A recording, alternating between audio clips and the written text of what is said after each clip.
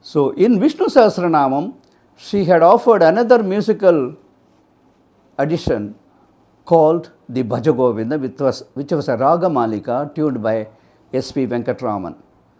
Now, this particular Vishnu Sahasranamam, which has been translated into Tamil, has also the combination of both Venkatesa Suprabhatam and as well as the Vishnu Sahasranamam. Now, the musical style is involved into this rendering from start to finish, where the chants are inserted in between to get the original feel of the bhakti movement of this country. It also has a beauty which I should say exclusively only for this album.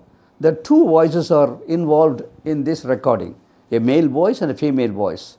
The female voice belongs to Srimati Padmaja Padmanabhan, wife of Sri Padmanabhan of Jayadharani Arakattalai, and the male voice belongs to a very popular and famous person who is a combination of a classical musician, an actor, a pop singer, a light musician, a folklore, and there is nothing in this voice which you have to think twice to accept it. It is so established today. The voice of Prasanna is ringing into every listener's ears today. It was a great fortune to me to have him with us, and as he agreed to sing this, he has almost finished his part of rendering. If there are 100 stanzas which contains each 10 of them and then 1000 names are to appear both as acoustics, and later this music is going to be utilized, applied for a video shot too.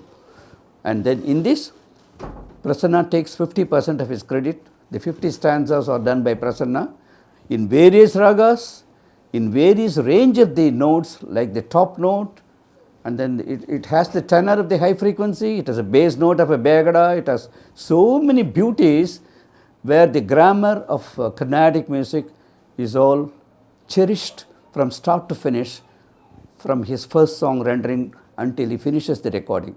Similarly, Srimati Padmaja, who learnt music 20 years back, the basic Carnatic music, has also come to the field of light music by singing a lot of film songs, particularly the songs of Ilayaraja, the songs of M.S. Viswanathan, and her stylization of the voice is along the lines of Srimati Vani Jairam. To sing for a Suti of C, where two voices in a duet have to mix, you cannot trace from the regular Carnatic singers whose pitch is generally limited to a variation of G sharp and A and things like that. What they say, Anjikatta or Katta. Here, Padmaja has excelled herself in learning it from me, not singing it full-throated like a regular classical artist, not making it too light like a light music artist. It has been totally given to her as a blessing of Lord Srinivasa, and she has maintained the color and depth of music from start to finish. I wish every success for this album.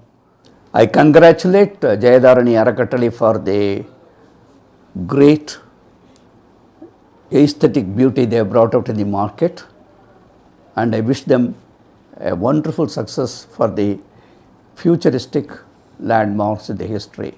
Thank you.